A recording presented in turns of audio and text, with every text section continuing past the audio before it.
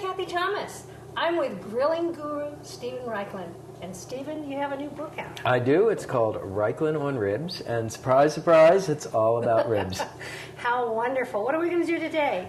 Today I'm going to show you how to make first-timers ribs. And first-timers ribs, it's really the Ur recipe, the master recipe. Teaches you how to make a rub, a mop sauce, how to peel the ribs, really everything you need to know. And once you get this one under your belt, you can do any kind of rib.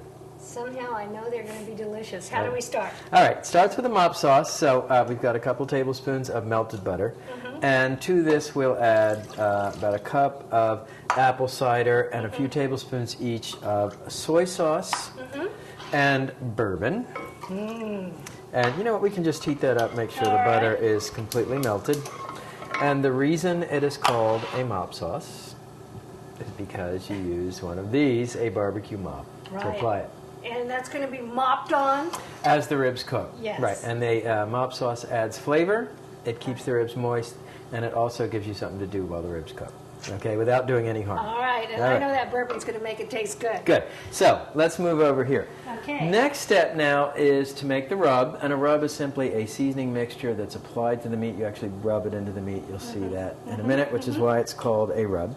Now, this one starts, it's kind of a classic American barbecue rub, and it starts with equal parts salt, brown sugar, paprika.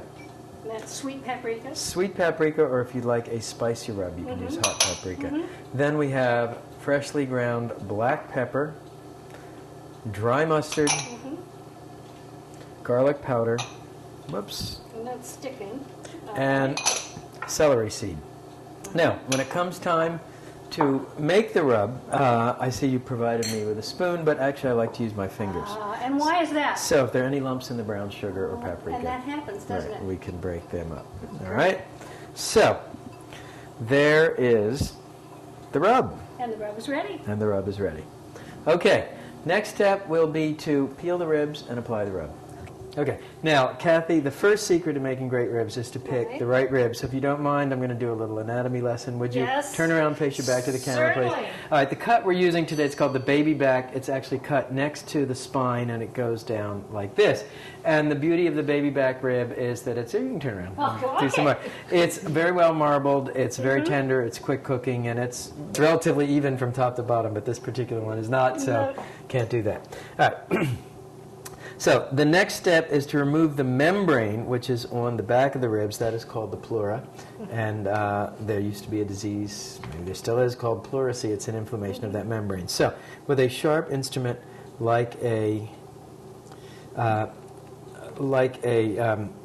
Instant read thermometer, focus, Right. Stephen. You just pry that up, and you can see you loosen this membrane. And so you just wedge it up and then just pull. And then just pull it off. That's right. All right. And we'll come off like that. And then if it's a little bit slippery, you can use you can use a paper towel actually to remove it. And sometimes I bet it all removes in one sheet, but not today. Never on camera. No. Only in real life. All right. Let's see. Okay. All right. All There right. it goes. So that's now. All right. If that seems daunting for whatever reason, you can certainly ask your butcher to do it. Right. All right. Next step to apply the rub. So here's how it looks like. We just sprinkle the rub on the ribs on both sides, and you actually rub it into the meat. Whence the name rub. Go like that.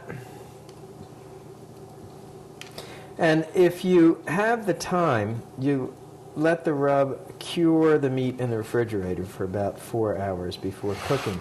If you don't have the time, you'll still get a very good flavor, but for an absolutely extraordinary flavor, it's a good idea to cure So the I meat. would just put the rub on, cover it with some plastic wrap maybe, and stick it in the fridge. Put it in the refrigerator. Right. Exactly.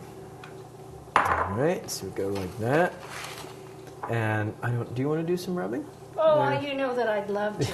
Yeah. I'd love to get my fingers. Yeah, well, guys and girls, I guess, both love to rub meat equally. Well, there you go. Okay.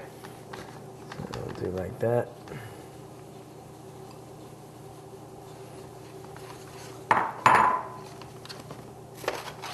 Sure smells good. It's, this rub is very simple. I actually manufacture this rub in a commercial form, but you know what? I'm such a dumb businessman. I give the exact same recipe in all my books. No, So well, there you're you a go. nice guy, Steven Raichlen. There you go. Okay. All right. So now, with a wave of the Magic Barbecue University, 1 to 4 hours have elapsed. We're ready to go cook the ribs. All right. I need to show you one more thing. Yes. And that is, it's called a rib rack, and it enables you to cook a small number of ribs in a large number of ribs in a small place. So let me show you that. This is called a rib rack. This particular one is of my own design, but there are many fine rib racks you can buy. And the way a rib rack works is this. I'm going to place the rib in these partitions with the fat side up. Why the fat side up? So that as the ribs cook, the fat will drip down and baste the ribs, keep them moist. Self-basting. Exactly. All right, so go 1, 2, Well, they fit in there really nicely. 3. And you could do 4? You could do 4. And the other thing is that this is big enough, so if you want to do beef ribs, that will accommodate beef ribs. All right, you'll see how this works when we go outside. Okay. All right, so let's get the grill fired up and Let's do it. cook the ribs.